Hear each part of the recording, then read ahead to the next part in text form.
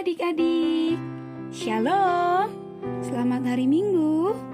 Hari ini kita belajar firman. Kita akan memahami kisah dari Nabi Yusuf. Yusuf menjadi penguasa di Mesir. Kita akan membahas pada kitab kita di Kejadian 41 ayat 46 sampai 57. Yusuf adalah anak yang baik, sehingga bapaknya lebih sayang kepada Yusuf dibandingkan saudara-saudaranya.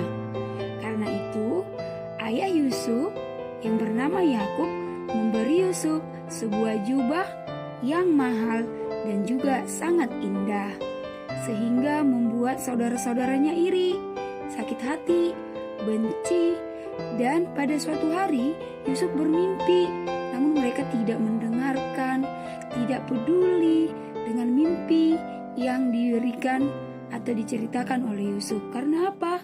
Saudara-saudaranya itu sudah merasa benci karena Yusuf yang paling disayangi orang tuanya. Maka suatu hari saudara-saudaranya itu merencanakan membunuh Yusuf, membuangnya ke sebuah sumur yang kering. Karena mereka membenci Yusuf, mereka tidak suka dengan Yusuf, adik-adik. Maka mereka melakukan hal yang jahat. Nah, mereka juga menjual Yusuf kepada salah satu pedagang Midian dengan tujuan mereka tidak ingin Yusuf berada di antara keluarga dan saudara-saudaranya. Nah, lalu mereka pergi kepada ayahnya Yusuf. Yusuf dikatakan sudah mati dimakan oleh binatang buas. Lalu ayahnya menangis, adik-adik. Padahal mereka berbohong. Dan penjual Midian itu juga menjual Yusuf kepada salah satu pengawal Raja Firaun yang bernama Potifar. Lalu Potifar membawa Yusuf menjelaskan segala isi dari rumah si Potifar untuk dijaga, untuk ditanggungjawab oleh Yusuf. Dan dalam rumah istri Potifar, dia memfitnah si Yusuf melakukan hal yang tidak baik. Lalu Yusuf juga dimasukkan ke dalam penjara. Nah, suatu hari Raja Firaun adalah raja di Mesir bermimpi memimpikan melihat 7 ekor lembu yang kurus memakan dengan 7 ekor lembu yang gemuk. Lalu selanjutnya mimpinya itu juga memimpikan tentang 7 bulir yang baik dan 7 bulir yang kurus tadi. Firaun mengartikan itu tidak ada yang tahu. Dan lalu datanglah juru minum memberitahu ada seorang Ibrani di penjara yang bisa mengartikan mimpi raja. Lalu dia menyuruh untuk membawa si Yusuf kepada raja. Yusuf menghadap dan Yusuf juga mulai mengartikan mimpi raja tentang apa itu. Yusuf menceritakan akan ada 7 tahun kelimpahan makanan di tanah Mesir. Selanjutnya Yusuf juga menceritakan akan terjadi juga kelaparan selama 7 tahun di tanah Mesir tersebut. Lalu Yusuf mengatakan supaya Raja Firaun memilih seorang yang bijaksana menyimpan persediaan bahan makanan. Tapi Yusuf tidak menawarkan diri, adik-adik ya. Tetapi Raja Firaun berpikir dengan apa yang dikatakan si Yusuf tadi, siapa yang bisa dipakai oleh Raja Firaun untuk mengatur makanan tadi, menyimpan kesiapan penyediaan makanan tadi. Lalu Raja Firaun berpikir Yusuf lebih bisa untuk menjaga itu karena Yusuf adalah bijaksana, dipenuhi oleh Roh Allah.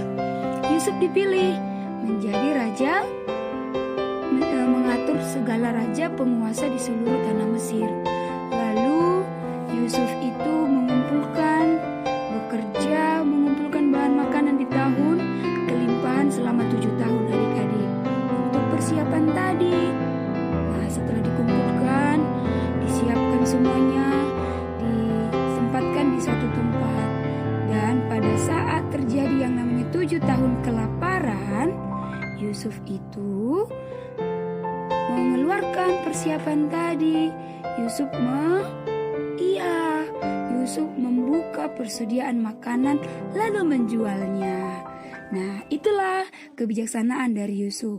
Nah, di masa sulit kita adik-adik, masa corona, masa COVID di tahun ini, kita juga belajar dari kisah Yusuf.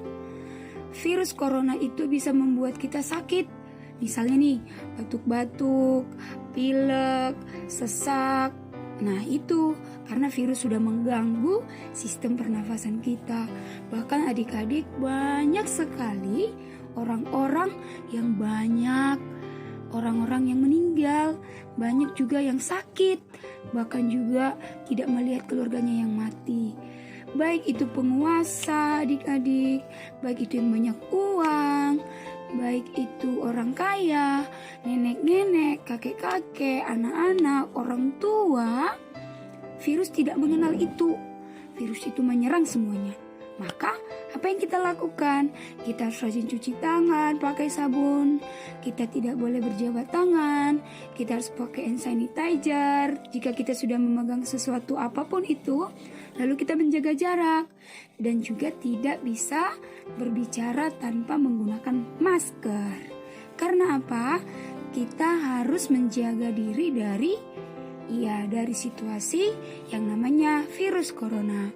Nah, di suatu kejadian ini adik-adik kita juga tidak boleh lupa untuk saling berbagi supaya kita nanti bersuka cita bersama Tuhan, bahagia bersama Tuhan.